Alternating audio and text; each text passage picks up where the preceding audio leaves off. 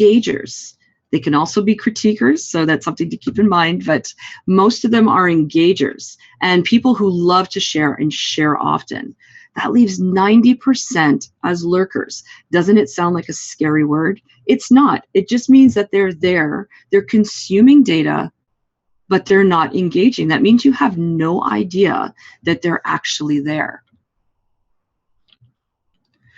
Now, most writers struggle with having no followers and no engagement. That's awful. Imagine going to your page, and in many cases, we can all agree that this happens to us regularly. We arrive and there's nobody there. It's harder to post. It's harder to get people engaged and to be energetic about it when there's just nobody there to interact with, and you've got to post anyway. You can't just leave it blank. You can't just say, oh, well, maybe better luck next time. You have to keep at it. So it is difficult to do that, and most writers do not have a fan base to engage with. No influence and no media attention. Just think of one interview. Now, maybe it's breakfast television wherever you happen to be. Maybe it's a news report. Maybe it's a podcast with 1 million ears. I guess that's 500,000 people, but 1 million ears listening to you being interviewed. Without the media, you have smaller chances of getting attention, and you gain influence every time you're in front of the media. You gain influence every time you're in front of an influencer, but you can't do that without influence of your own. So it is this crazy balance between the two. No list, our third option. No list means the email list. Everybody says, what's your list? What's your list like? And you know what? Email isn't as easy to do today as it was even a couple of years ago, because your email list, only 9% or less, where it used to be almost 60% just, I think, 24 months ago. Less than 9% of emails get opened, but it's still the biggest way to judge what kind of influence you have, depending on whether you grow your list. Well, your social is a list, just like your email list. So you need to prove, especially when you come to influencers and for media, or as a book, as you approach a publisher, what is it that you can do? Can you show that you have a good list? What about book sales? Most writers do not have enough book sales. Now, it could be book sales, it could be a project, a product, a service.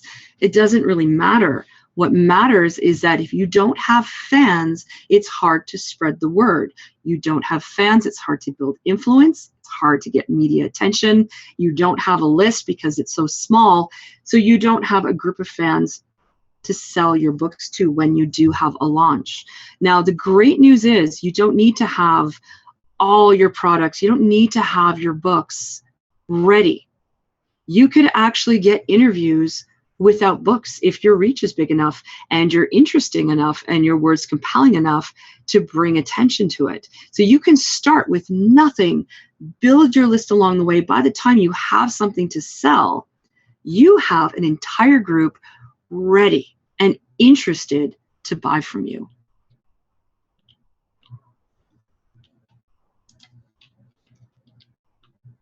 All right, it doesn't have to be this way, and it doesn't have to be difficult.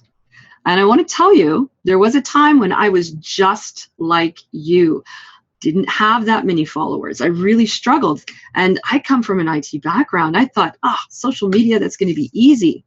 And you know what? I went out and I networked with people in town, with people I already knew. My social media grew, and then it's just went stagnant. Because you hit a plateau. There's a small group that you know. There's friends of friends and people who've heard of you from other people, and it gets stuck and you can't get farther. And that's when a lot of people quit. And I certainly got frustrated, and it was very difficult to move forward.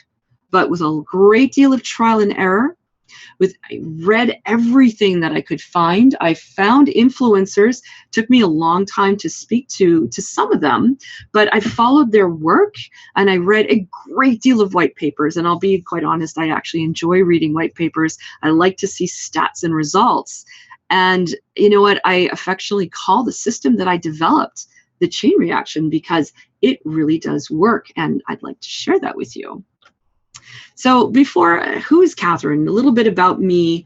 And you know what? 20 years in IT, what can I say? I was one of the few women who joined a programming and program architecture class way back in the day. And it was exciting to see the changes, because it was a lot slower when we saw change back then, and it's happening at a much faster pace now. But it's been amazing to see that change. And I started out doing just content work myself and became a software trainer for 5 years, working with a company in California that was, they used to fly people in. We would work with them for a week, train them how to code, train them how to use these programs, and then they would leave. And it was very exciting, but it was exciting to see these groups come in knowing nothing to very little, and then leave with a plan, and leave with these tools, and leave just excited to get back to work and get started. And you know what? I've worked into the US and mostly in Canada.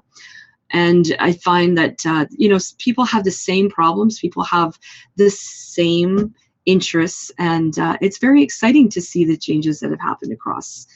Now, I was a writer, and I'll full disclosure, that writing was fiction. It was fiction for many, many years. But as I sat in all these conferences, showing so many other writers how to use social media, it occurred to me one day, and I'll be honest, a mentor actually sat me down and said, "Why aren't you doing nonfiction? Why aren't you writing about social media and websites?"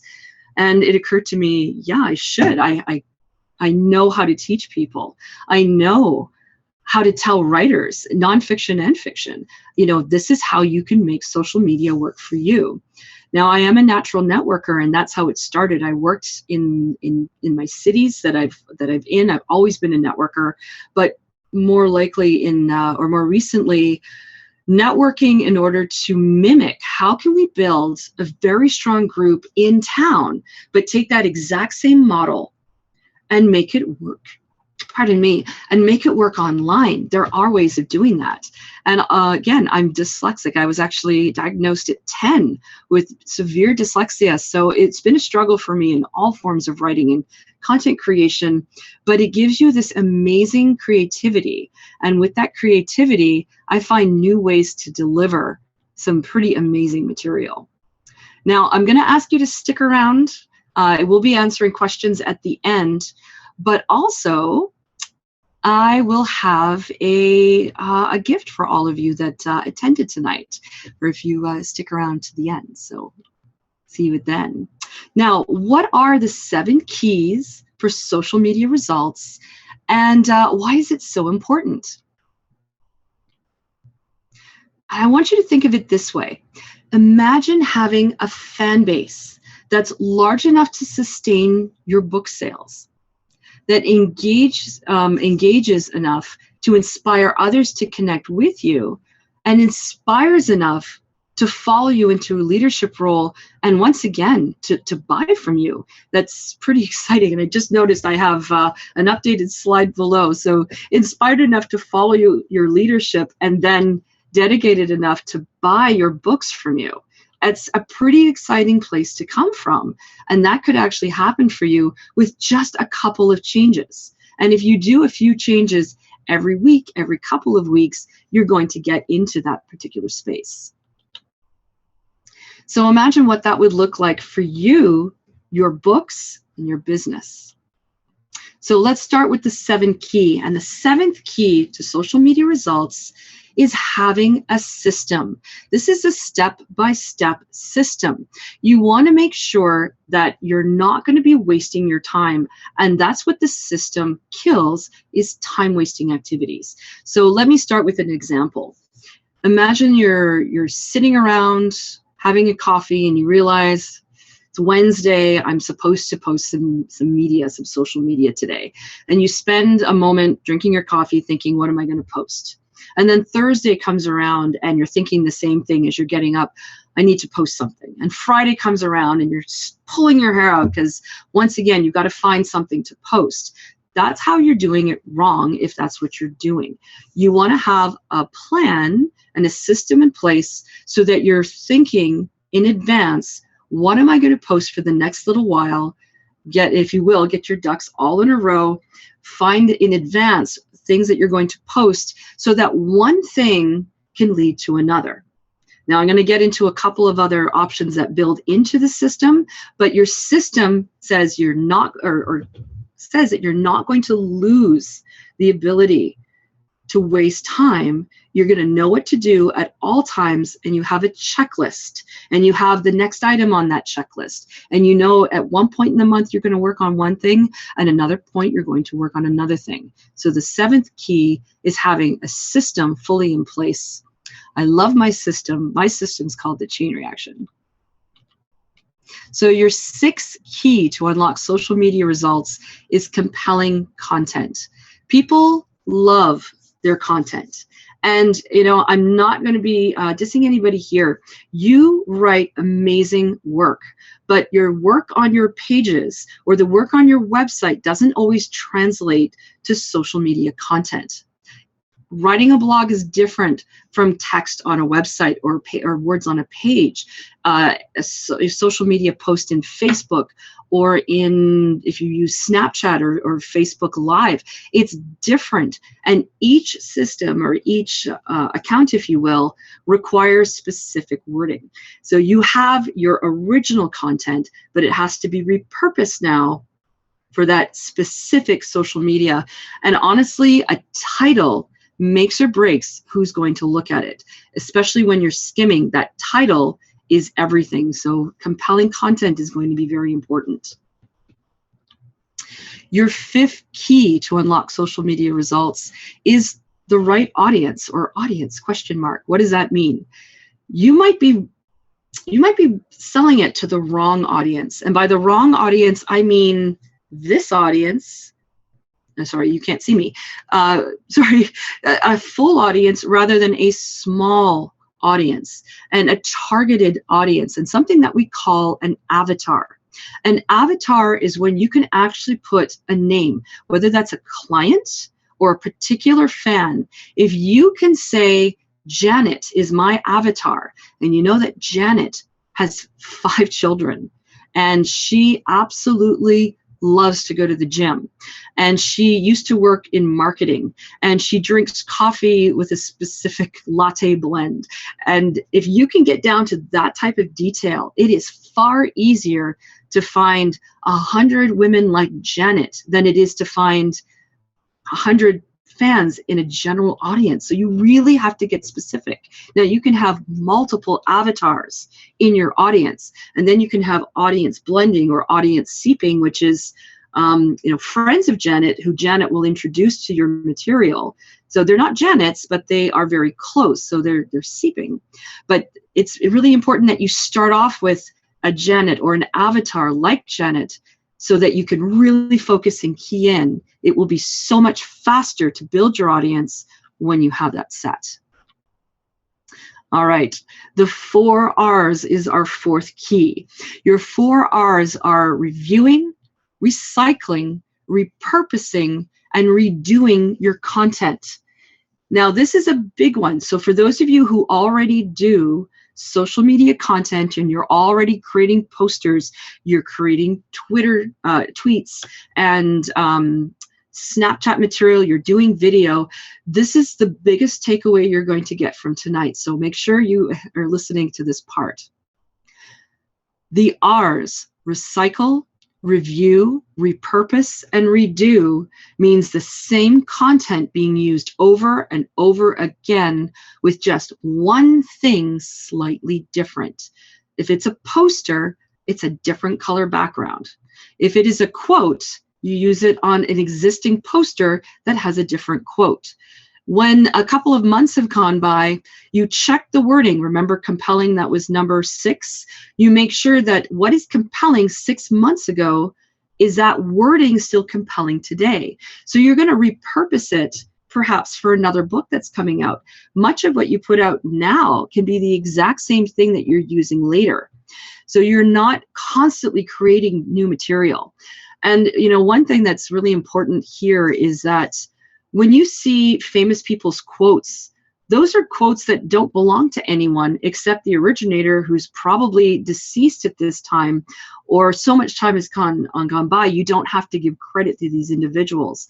So if you have an Einstein quote, if you love Mark Twain, if you are using a fiction writer like Tolstoy or Tolkien, use those quotes. They're very familiar to your audience. Just make sure you're using quotes that audiences are, your audience, your avatar, that is Janet, is going to relate to. Another thing to keep in mind is you don't have to have such a high purpose of your own content. Just found out this week, the newest results is you could actually post in a 15 piece. Only 3 need to be original. And posters are your #1 ways of getting people. Now that's specific to Facebook. If you're on Twitter, I would actually say use those quick videos and those animated GIFs. Repurpose material that's already in those animated GIFs. They're very catchy as you go through. Give it 2 months, maybe 3 months. All of this will be different. But for now, repurpose what's already out there. All right. Number 3. Perfection. Now I should have put / procrastination on this one. Procrastination, which is another way of waiting for perfection, it's got to be perfect, I can't put it out until it's perfect, is actually incorrect. There was a time, and I'll say even 5 years ago, this was the way to go. Today, I want you to get used to a term, and feel free to write this down. It's called imperfect action. You don't have time to wait for things to be perfect. You also have the permission, and it's not from me, it's from all that is internet. You have permission to let something go that isn't perfect, because things are changing so fast. By the time you do get something perfect and it's out there, the parameters that you created that material under will have changed already. Facebook, I believe their algorithms are changing now on a weekly basis. That's pretty scary to me, and I hope that's pretty scary to you. So you want to get things out there. Now, that doesn't mean that you can't do them well. It still has to be good content. You have to plan it out a little bit, but it doesn't have to be perfect. So let it go, get it out there, get something written, and get it out there. Put it on a background, get on a video, get on a Facebook Live, and talk for a couple of minutes and see what you can do. You'd be surprised.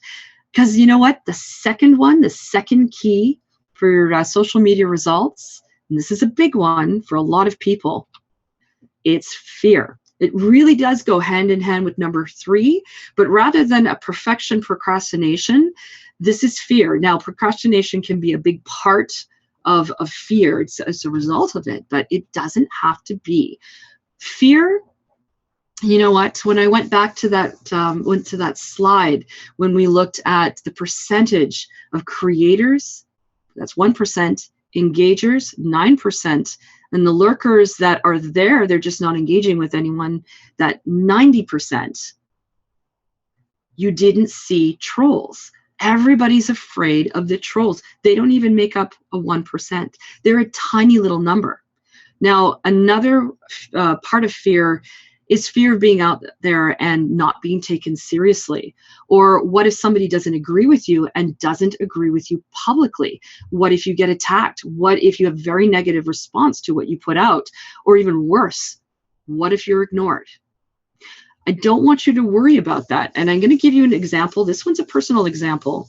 I was in the paper January of this past year in a Calgary Herald article. And it was a nonprofit that I'm trying to put out. And I'll talk about that another time. But in this article, I'm not entirely sure that the interviewer understood exactly what it was we were trying to do. So there were some things that they left vague. And an individual came on, slammed the interviewer, slammed me as well. Now, he didn't know me. It wasn't personal to me, but he was saying terrible things about me, about the interviewer, and basically told me I had no business being here, no business being elsewhere. And I didn't even know about this until probably about 4 o'clock in the afternoon. And when I heard about it and went back, I discovered several people who had come to my rescue, people I didn't even know, who thought that this person was out of line. Some said so, and some just went on to say that the idea was valid and that they gave their 2 cents on it. And you know what? That was my big fear. This one, not being taken seriously or being attacked online. And you know what? It didn't bother me at all. And I was surprised to see how many people actually came to my defense even before I knew that I needed it. So I want to encourage you, sometimes just having a couple of standards in place, such as you have a folder. If somebody doesn't like something that you do, pull out section B. You already have everything pre-written. This is another big one you want to write down. If every situation you can think of that would be negative, you have a pre-written response, you know that you can handle it because you don't have to think about it while you're in chaos. Thinking in chaos takes time, it takes energy, and you don't need to do that. You can plan for that in advance and get your stuff out there. Now that leads to number 1, and that is the first key to unlock social media results. And you know what that biggest challenge is for writers? It's you. That's right. It is you. You are your biggest challenge. You get into your own way and you let these things stop you. And I'm going to invite you to take a deep breath and to let it go, because you don't need to do that. You don't need to worry. Now, I have a gift for you, and I just, once again, I'm going to say hello to everybody. And oh, I see Mary's here on the line, and John McDonald. Hello, guys. Good to see you. And I'm going to ask you just to hold questions just a little bit longer, because I'm going to offer you a gift just for being here tonight. I have a posting calendar. Now, what a posting calendar is you look at your week, you think about what it is you want to accomplish every single week.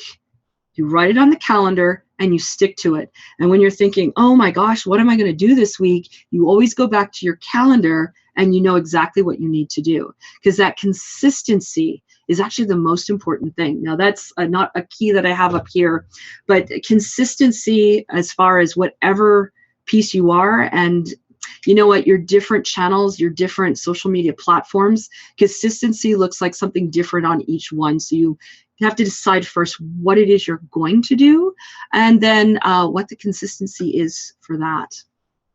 So what I'm going to ask you to do at the end, I'll put up my email, and if you would like the calendar, just send me a note and I will be happy to send it to you. Or if you have your pen handy, it's info@thenetworkingweb.com. Now, tonight, we learned the 7 keys to unlock social media's results and why they're important, why you need them. So I want you to imagine, once again, having that fan base large enough to attract curious potential fans, engaged enough to bring others to connect with you, inspired enough to follow your leadership, and dedicated enough to buy your books from you. And imagine having a system where you're writing compelling content for the right audience, growing your fan base. Oh my gosh, fan base. Please forgive me for writing that wrong. Spell check doesn't catch face. And get past the procrastination and the fear to just take action and get it done. So now, did you learn something new today? And did you learn something that you'd like to implement immediately? I hope you did, especially number 4, number 2, and number 1. And I hope you found this helpful. And how would you like to see more? Now, let me introduce you to a program that will take you from beginner to social media results within 10 weeks. And that program is the Writer's Social Media Quick Start Program. This is a big program in a small amount of weeks. It's been stripped so that only what is absolutely necessary is present, so that you can take action and get your content online compelling for an audience with no fear. And you know what? It's okay to have a little fear. A little fear is good, but you're not going to let it stop you. So you're going to learn new materials that are delivered weekly, so you can implement them with a little plan every single week. Video reviews or overviews that focus on the week's content to help you stay on track. Video views and PDFs. You want to create content fast. It's very important to create it fast and in multiples. And that's not the same thing, but it's a similar in multiples, because every time you post, only a small percentage of your audience sees it. So you can post things multiple times. Know what to post, when to post it, and how for each different application that you have. And follow step by step. So you don't have to spend time figuring it out. You can take action and get it done. We also have bi-monthly live group seminars. The one thing that I've noticed that is missing with a lot of these video programs, there's so many marketers that are putting out more video and more video. It's that live time with the trainer that I find is really important. You need to be able to ask questions, and you need to have somebody answer those questions. So I make myself available so that if you have questions on the weeks that have coming up, or you want to go back to different material, or you want to talk about new things that are coming up in social media, we can do that every other week. So I'm talking about training to help you produce content, take action, and get your content out fast and get some real results within 10 weeks. Learn what you need and start posting fast, and it is easier than you think. Now, the Writer's Social Media Quick Start Program is a value of, for 10 weeks, $597. But this is the inaugural program. So I'm going to allow the purchase for today for $297, and that is a savings of 50%. Now, also a bonus, until midnight, I'm going to add a set of posting calendars. That's a $97 value. That's not just the one I talked about earlier. This is the full set. There are multiple ways that you can use it. There are ways of keeping track to the people that you talk to so that you don't forget, that you can create partnerships and what I like to call the social 20s. There's all sorts of ways that you can use calendars. It's very exciting. And a full year. So instead of just 10 weeks, a full year of bi-monthly live group webinars of $597 value. And the reason that we're doing that is you're going to have questions long term. And this is going to be the first group. There's an alpha group that's been there for a little while, but this will be the next set in. And it's helpful to be in a group. There's also a social media page I didn't put in here, a social media group rather, that is a safe place where you can post things if you want to get a little bit of feedback before you put it out in the world. This is the place to do it. So I'm going to be offering all of this. Whoops. How about that? It did not come in through.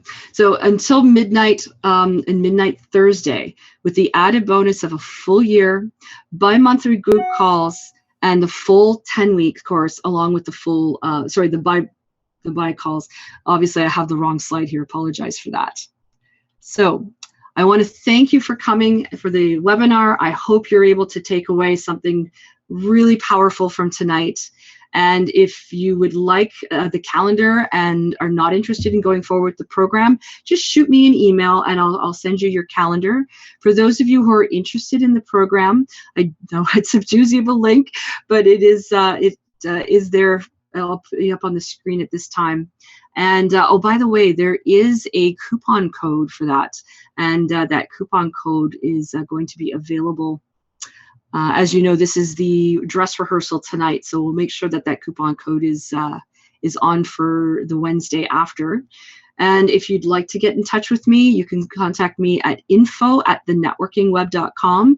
Just for those of you on tonight, I think you all have my email, which is Catherine@thenetworkingweb.com. So you're welcome to email me there or come to the website and check out a little more information. I am going to open it up now. If you have any comments, I see Stephen's also on the call. Hello, Stephen. If you have any questions, I'd love to open it up to you at this time. And for those of you who are leaving us, thank you for coming in, and I hope you have a pleasant evening. Are there any questions?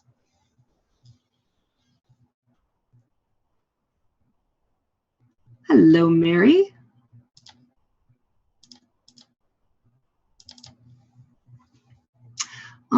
You know what's happening here is I'm going to have to get rid of the screen.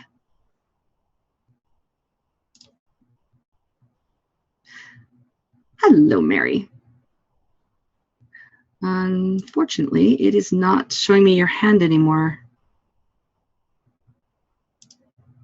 There we go. No questions, but happy to give some feedback. John, I would love some feedback. Absolutely. Everybody on the call tonight, I've asked to come in for feedback. So just give me a moment.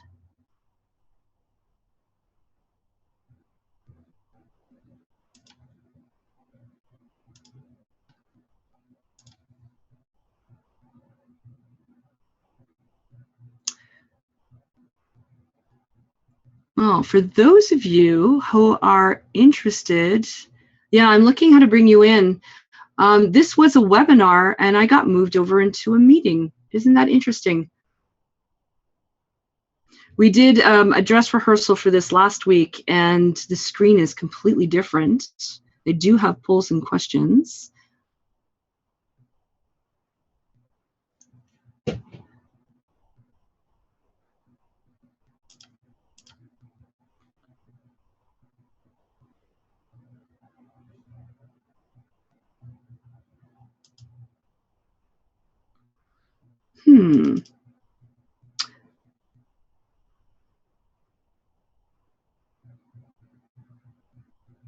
All right, Mary, I see your question. I'm just going to take one more minute to see if I can bring people on live, because that would be the best way to do this. And here we go.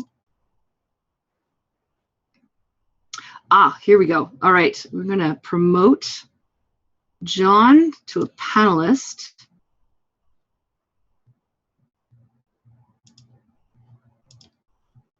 There we go. Okay, we got it going. I had to switch it back to webinar mode. I'm not sure why it knocked me into meeting. John, you have, you seem to be on. Hello. Oh, there you are, no longer on mute. Hey, John. Hey. Say hi to everybody. Good, how are you? Hello, how many people we're talking to here? At the moment, we're down to 3, but we were up to 5. Okay, good little trial.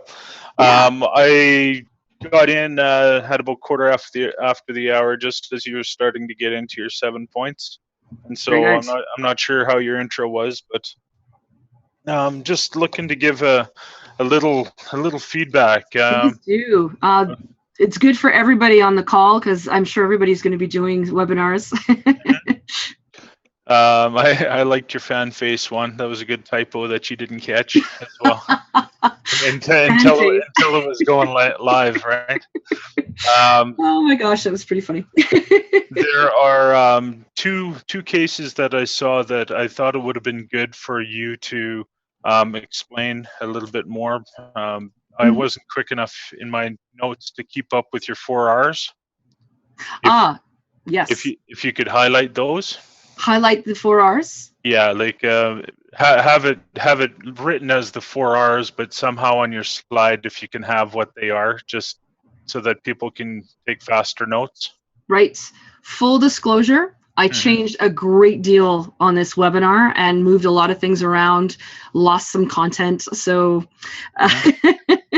there was a lot more here, especially in the close, that I just ran out of time when I realized I had lost everything. Okay. But I, sorry, just had to write this. Looking at your 4 Rs there. There we go. I'm also going to, in future, just for anyone else who's here, the 4 Rs, what I'd like to do is write it out and give an example of what each one is, because I think there is some confusion as to what each R represents. Yeah. How would it work? So I will be doing that in future. Okay. And the second time, I thought it would have been good for you to spell out is at the near your conclusion on these 7 points. You said that number 4, number 2, and number 1 were especially important. Yes. If you could tell us what those are, just to refresh. And oh, right. Rather than so just number saying, 4, this, number 6, that, number 2, that. Okay. Yeah. Okay. Good point. Okay. Very good. Thank you. Those were some speaking points, but overall, you had a good pace to your voice. Your voice was easy to listen to. I was happy to do so. Very good. Thank you. Now, are you calling in, or is your video just off? I don't know. Sorry, can you see me? I see you. And okay. So here's a funny question. Just a moment here. Yeah. I said start video, and I said you can't start your video because the host has stopped it. The host has stopped it. So you know what? I may have done that for. The idea is not to have other people's faces during regular, and I may have just done that as a setting. I didn't need it for this group. This group, I'm more than happy because everybody came here because I asked them for feedback, and I really appreciate everybody who came on. But that's what it's telling me, and so you have my voice, but you have control over video somehow. The reason I ask is the last, the first dress rehearsal I did, it did not show the screen. It just showed me the entire time. Oh, there's no share screen. I did share screen, but for whatever reason, it did not record the share screen. So it was me looking sideways to the one person who was on with me the whole time, who didn't know that there was. She didn't understand why I kept looking to the side, but she didn't want to say anything until it was done. It was actually quite funny. Okay. But I just wanted to make sure with the group that you were actually looking at slides and not looking at me. Yeah, no, we got the slides, and I had your face just above the slide. Okay, thank you. You've changed the screen here, and so now I can see that there's 5 participants. Do you still see 5? Oh, are there still 5 people on the call? I don't know. There are 5 people on the call. Okay, sorry, I thought they were down to 3. Mm-hmm. Okay, everybody's still here. Well, thank you. I really appreciate it. Okay. And if anybody wants to talk, just let me know. I'd be happy to bring you on now that I got us back to the right screen. Yeah. Mm-hmm. Also, this is good information because I'm actually in the process of testing Zoom as well. So any issues that you're having are ones that I'll likely have too. You know what? And trust me, there were some things behind the scenes. Just the one thing I'll say for anybody looking to do Zoom webinars, test it, because it's not the first time it's happened. When I talked to a couple people at Zoom, they don't know why it happens, but it's not the first time that somebody has pressed shared screen, started specifically a PowerPoint, and not seen the PowerPoint. They look at you instead. Okay. The PowerPoint is prettier than I am, so you really want to look at the PowerPoint. So a question for everybody here, and this will be a vote. I've got my little Dogbert, which has been my good luck charm for 20 years, on the back. I created a table so you weren't looking at a plain wall. I've had a couple people say they don't like it, and a couple people absolutely love him being there. What do you think? Is it personal and it's nice, or is it distracting having Dogbert in the background? I personally don't have a problem if as long as you know it's there and intentional. I'm not sure what the little egg beside Dogbert is though. Oh, it's a little glass rose. It's a 7-year-old rose that is trapped in airless space. Okay, and it looks like a little egg. It looks like a little egg. Well, my book's going to go there pretty soon, and a couple of other items, but I just thought the rose was cute, but I guess it's not very. Yeah, it doesn't look anything like it in the back. Okay, I would be happy to swap over and see what some other people have for feedback. If okay, either invite more people in or. I know Mary is next. She is. She's here. So, Mary, if it's okay, I'm going to bring you in. Thank you, John. Yeah, no worries. All right, Mary. Happy to be here. Thank you, John.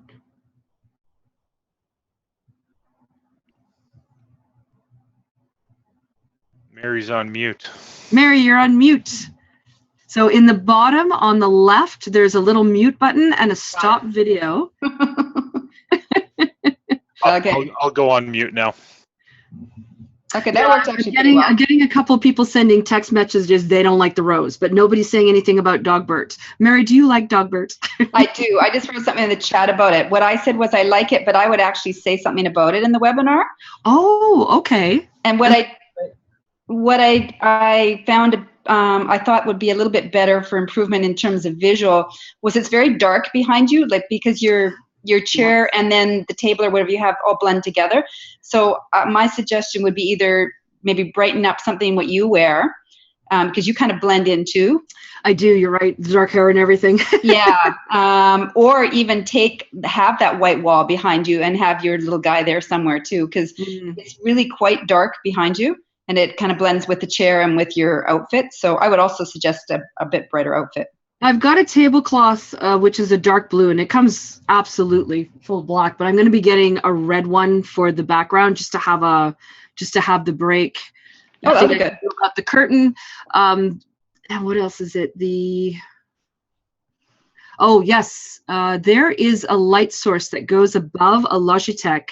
So I have a camera on top, and as soon as I get it, because my husband said he found it and he's going to grab it for me, but as soon as I get it, I'll let everybody know what it is. So it's actually something that fits around your camera, so the light is straight on your face. Because I'm finding a lot of people, they're putting one light and they're getting this diagonal and a black eye. Oh, okay. Because I had a lamp and it gave me a black eye, which is why I don't use an external light source. But yes, that will definitely be a beautiful light source. I'll take a picture of it and I'll put the model and make and where to get one.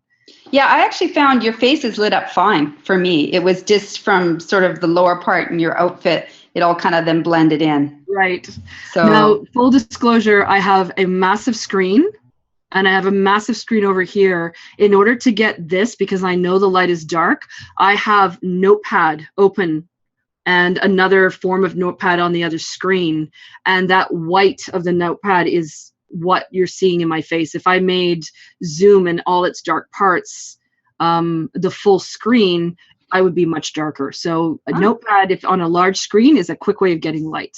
Oh, that's good to know. Even as long as you're framing what you're doing, and it's not perfectly framed, so you can see more shadow on the side. But Notepad is an interesting light source. So when you say Notepad, you mean like the program Notepad? Yes, I do. Oh, okay, cool. Make it full screen and sit behind whatever you have open. Okay, well, that's good to know. Thank you. So I loved it. You had great energy. Oh, thank you. I was curious, do you have notes you were looking at, or how did that? Okay. Well, I have keywords, Mm-hmm. and I'll have 2 or 3 notes. There was some section in the sales, because I'm not, full disclosure, I'm not great with sales. I'm very uncomfortable asking for money. I think you and I have had that conversation with Kathy before, but I do have a couple of sections in there I read word for word. Right. Everything else is just a note on the note screen of the PowerPoint, and it's just, what example am I going to use? Use that example, and I just go into it. So it's going to sound different with every single presentation. Yeah, no, it came across as really natural, and you did not look like you were looking at notes at all, ever. And Did you see me? Yeah, I could see you, like, just talking, but I never saw. Sorry? You saw me, or did you not see the? No, I saw the screens too. Yeah, I saw both. The little screen. I forgot to turn that off. The little screen. Oh, oops. But what I liked about the little screen was I could move it around. So if there was something on a slide I wanted to see better, I could just move it. But no, I could see you the whole time. Oh, and you think I should keep that on, or should I turn that off? Keep that on. Keep it on? Okay. So I'm a human. I'm a real person. Yeah, I didn't put on makeup. Sorry, I didn't put on makeup tonight. So. Keeping that on makes it more engaging. That's one of the things that I hated when I was giving webinars overseas, is that nobody could see me. Right. So it's easier to make the connection. I'd also, before Stephen jumps in, I would also like to see you. You talked about you're having difficulty with sales. If you could make just some some mention of what the future holds. You can use words like this is a basic level, so that they can. I didn't get into beginner. Like, who is this good for? There are some slides missing. Full disclosure. Yeah, I keep saying that. But there are pieces missing. But yeah. Like, and so this whole sales process, if you can seed it early, then when it comes to the end, they can go, okay, we got value, and we can see the direction it's going to be going. Right. Okay, I'm going to shut up for a bit. Thank you. Hey, Stephen. Hello, Catherine. How are you? I am well, thank you. So obviously you can hear me. This is good.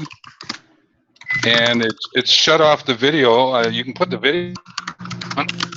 Yeah, I think I have for all webinars, because it's mostly training or it's presentation, which is also sales.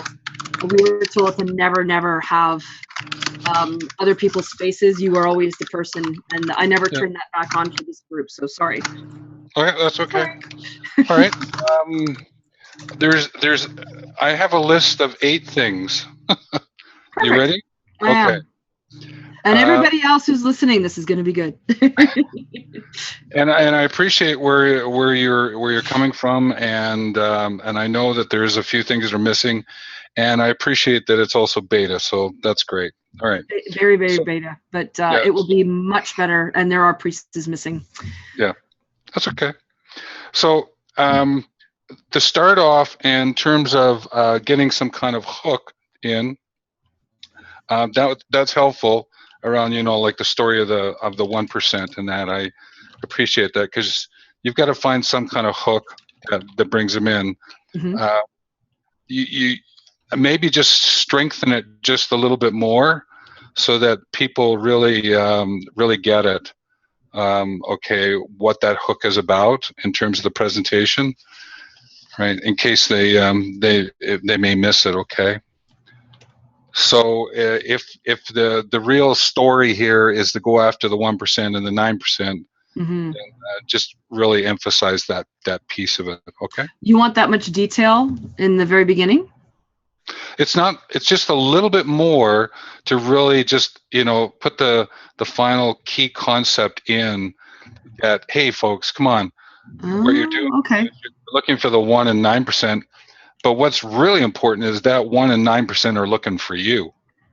And there's 5 stages to the lurkers, and that first stage and a little bit of the second stage can be pulled if compelled, or usually by emotion to bring them forward. So there are some people who can get them and some people who can't, depending on the material that they're doing. But if you think I should put a little more detail in there, that's easy. I'm going to be writing a book about that, so I've got lots of material. well, not so much about the lurkers. It's a little bit more about the 1% and the 9%. Oh, focus on 1% and 9%. Okay. Yeah, because everyone's caught up thinking you've got to go find them, but in fact, they're actually looking for you as well. Oh, good point. Good point. And so if I brought that slide back at the end of the education or just before selling, that you already have this 10%, because even the creators, they want people to bounce ideas of. You get to be with the creator. That's where your influencers are. Yeah. So, just to strengthen that little hook at the beginning, to get them in and with you, because in a sense it's establishing your credibility and authority as well. Okay. Right? Because you're using someone else's proof because then your bio will sort of come along, right? Mm-hmm. But the one thing that I would suggest to you, and it happened to you twice, mm-hmm. Is building bridges or transition statements. Statements? Yeah. Okay. So when you went from the 1% to your struggle, struggle slide, it made a big leap. I didn't know what the transition point was. Oh, I need to have one. Yeah, so like from lurkers, and then one of the obvious things that happens is people struggle. Just some kind of statement that bridges you across. You sort of jumped for me. Got it. As I heard it. Okay. Right. Now the other thing that's really great is that why don't you say that this this webinar is sponsored by your charity. Because it's not. But it is in a sense, because you're you know what it is. It's emergency hashtags, and it's an EBC initiative. It's not just mine anymore. So I want to be very careful how I. Or sponsored by some charity, is that from a corporate responsibility point of view, you are raising money probably to give to someone. So like for me, like it would be the Minstrel Ways Fund. I could just say is that, you know, it's by my business, but it's also sponsored because if you ever wanted to use it, because you used a phrase a little bit later, well, I have this charity, but then I can't talk about it right now. Oh, I said I won't take time talking about it here, but I wasn't going to come back to it. I was just using it as an example, but yeah, it'd be a great way for me to talk about emergency hashtags, for instance. Well, even if it's just a sense of your corporate responsibility as a webinar, right. It might be a feature to add to it. Again, it's there for you to think about. Okay. One of the other things would be is more pictures. Yes. Rather than just words, and you know that as well. But I know. I was hoping I could get away with it. There's some people that just use words, and I don't know how they do it, but it's just beautiful the way they do it. But they do have some fancy sweeping animation and whatnot. So well, I'm not saying every slide, but every once in a while. Where would you like to see pictures? I'd have to go back in. Is that like when you're using the word of the 7? Mm-hmm. Can you get it in there? A pick every second one or something like that. Just some of them would be good with text, like the 4 R's. 5 of them would be good with pictures. Okay, so yeah, just looking at it just to break it up. Okay. Yeah. Now, the other thing I got a little confused about was the 1 through 7. So you started at 7, went back to 1. Mm-hmm. It's not to say that 1 is more important than 7, right? Right. Okay. Well, I suppose you know you need your systems, you need your R's. Each one is a piece, but yeah, it's just 7, and it goes down to 1. That's all. That's typically how I see them on webinars. But again, we know that some people are always looking for the top 2. Yeah. When maybe system was really one of the ones you really would want to emphasize. I don't know. It's just so. What was happening was for me. Well, the U. I'm just going to say that the YOU is supposed to be the last one. In other words, number 1, because that's the transition into sales. Okay. But again, what was happening for me was I wasn't quite catching the pattern, because the pattern of something like system and another one you would talk about something like procrastination and perfection. There's a pattern of usefulness, and then there's a pattern of pain. Oh. So I didn't get the pattern, so I couldn't get the meaning of your 7 through 1, so I couldn't quite recognize it. And then at the end you said something like 4, 2, 1. You gave me that, which is what John was talking about in terms of the most important, and they're not even 1, 2, 3. Okay. So there was a pattern disconnect for me, and when it happens for some people, they can get confused, and you know what a confused mind does. They're trying to figure out the pattern still, and you're over on the sales. Right. Oh, good point. Good point. Okay, question for you. Yeah. How would you? Not asking you to have memorized everything, but how would you have done it? Where would you have put the system? Well, for me, system means save yourself time, effort, and money. Mm-hmm. So you'd want to put it up closer to you. So would you make that number 2 and move fear up higher? Well, again, is if you're coming from the pain struggle points mm-hmm. to the solution points, then the first 2 or 3 you could talk about, and then you're reframing them through. These are the ways in which you can do it. These are the keys, right? There's a key that locks the door, and there's a key that opens the door. Right. So the first 3 could be the key that closes the door, unless you know how to use the key to open the door, which is the last 4. I guess one of the images I need are keys. Could be. But it would just be finding that pattern and helping the person, right? Because you're helping them learn and do it as quickly as possible. Was it enough learning? I know you sped through it, but it's probably because there's a bit of stuff that's missing or something like that. Yeah, the ending. There's about 6 slides missing from the ending. So 6 phases or 4 phases with 6 slides. Yeah. Okay, because you went through them pretty quickly. I mean, the 7 keys. 7. Yeah. Okay, so I did go through them. If there's pictures and there's better examples, and if there's photographs, people can register faster than if it's just oral. But do you think there's enough learning in what I gave, or do you need twice as much more in each one?